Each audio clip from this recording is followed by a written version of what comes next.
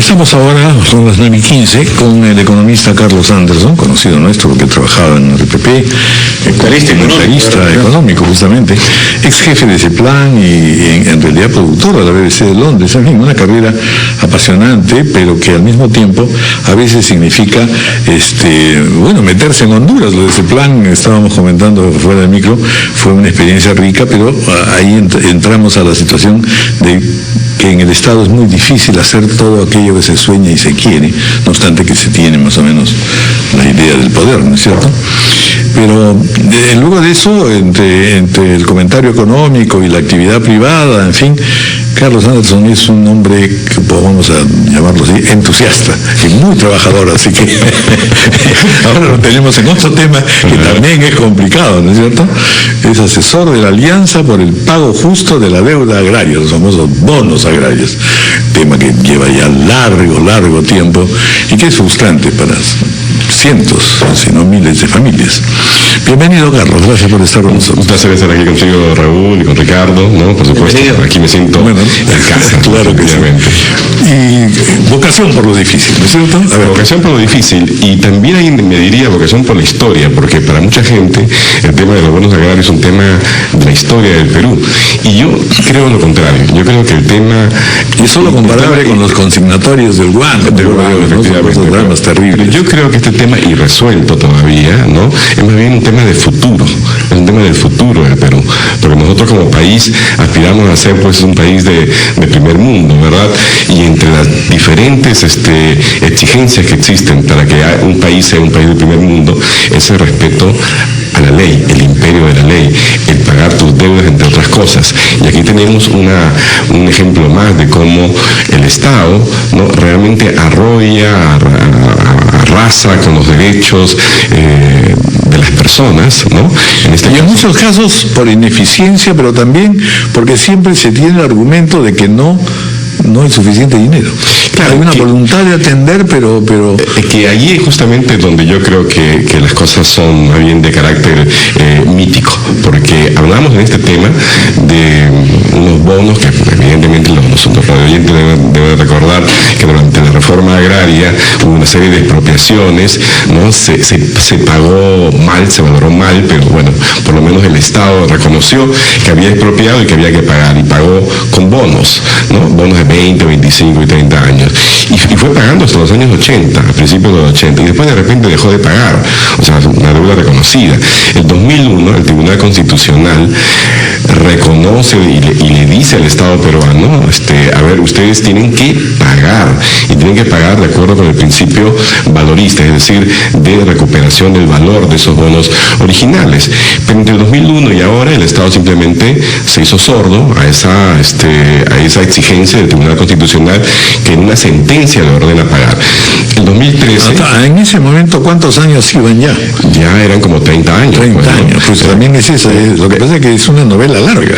Claro, por eso digo que pareciera ser parte de la historia del Perú. En estos días, hace menos de 2 semanas, por ejemplo, se apareció una noticia de una denuncia que se le hace al Estado peruano en Nueva York, por ejemplo, ¿no? De unos bonos de la época del Guano, ¿no? ¿Por qué? Porque claro, en los países, en el resto del mundo, una deuda es una deuda hasta que se paga.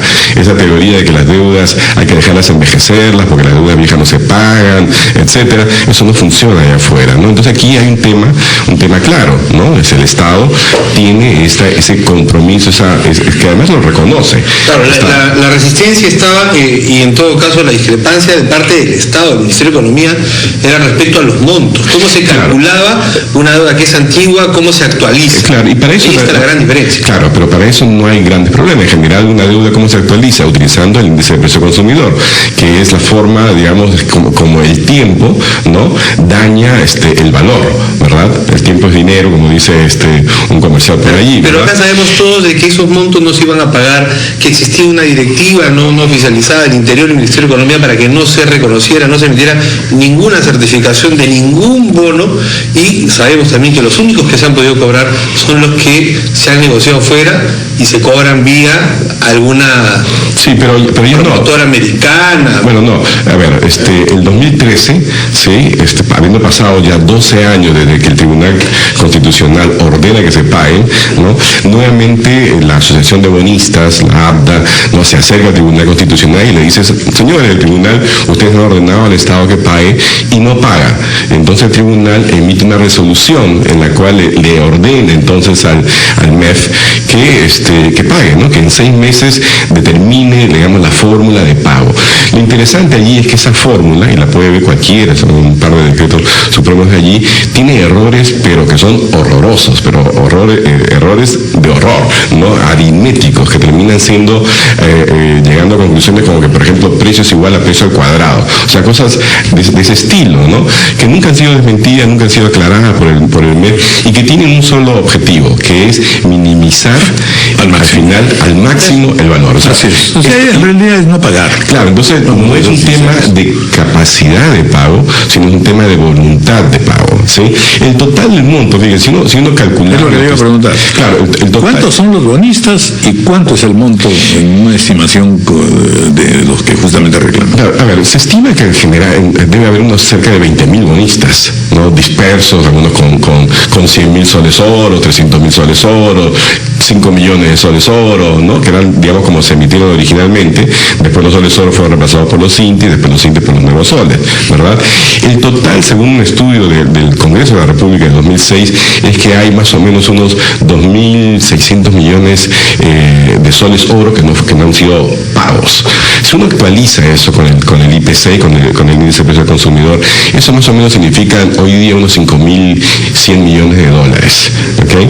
Eso es más o menos 2,5% del PBI nacional. Es más o menos la mitad de lo que tiene el MEF hoy en día en el Fondo de Estabilidad Fiscal. Es decir, estamos hablando de una cantidad de dinero que, digamos, visto desde la perspectiva de un Estado, no es realmente significativo. 5.100 millones de dólares. Claro. El monto mayor, ¿a cuántas personas corresponde? Porque imaginamos que también hay montos menores. Bueno, o sea, la verdad es que no hay una base de datos tan fina, ¿no? Y lo concreto es lo siguiente, o sea, existe una deuda, esta deuda el Tribunal Constitucional le dice pague, respete el principio valorista, y el mismo que hace es sacarle la vuelta. Y no solamente eso, sino que además también da una serie de normas que significan realmente atentados contra principios básicos. Bueno, además cuando se dice pague, es en realidad reconozca este monto y empiece a pagar. Claro. No va a pagarlo todo junto. Pero por supuesto, no, hoy en día en las finanzas internacionales, pues el Estado peruano puede salir a emitir un bono a 30 años, a 50 años, a 100 años, como lo hizo México, como lo hizo Chile, ¿no? Un centenario, y no tendría ningún problema. El Perú además también es un país que tiene una relación deuda-PBI que es una de las más bajas del mundo, así que es una situación bastante cómoda, ¿no? Este es finalmente, creo yo, como decía, no solamente un tema de pasado, sino un tema de futuro. El Perú no va a poder, el Estado peruano no va a poder salirse con la suya en este caso. Esa teoría del perro muerto, a que le ha funcionado también por todo este tiempo, no va a seguir funcionando, porque esta vez también hay tenedores de deuda que no solamente son nacionales del Perú, hay peruanos americanos, por ejemplo, claro, ¿no? Que son tenedores de deuda y que van a hacer algo como lo que hizo la sobrina de Adele, este famoso cuadro de Gustav Klimt, que ha salido una película que se llamaba La Dama Dorada, ¿no? Donde ella solita le hace un juicio al Estado austriaco, ¿no? Para recuperar lo que era, pues, finalmente su pertenencia, ¿no? Ese tipo de asimetría del poder entre el Estado y el individuo, ¿no? Que es tan claro en el Perú, hay que romperlo como una señal también de que queremos ser un país de primer mundo. Muy bien, muchas gracias, señor Carlos Anderson, por haber estado con nosotros, y la verdad es una tarea difícil, pero ojalá pues se resuelva, porque la verdad que hay manifiesta injusticia, ¿no? Muchas gracias. 9:24 de la mañana, vamos a hacer una pausa.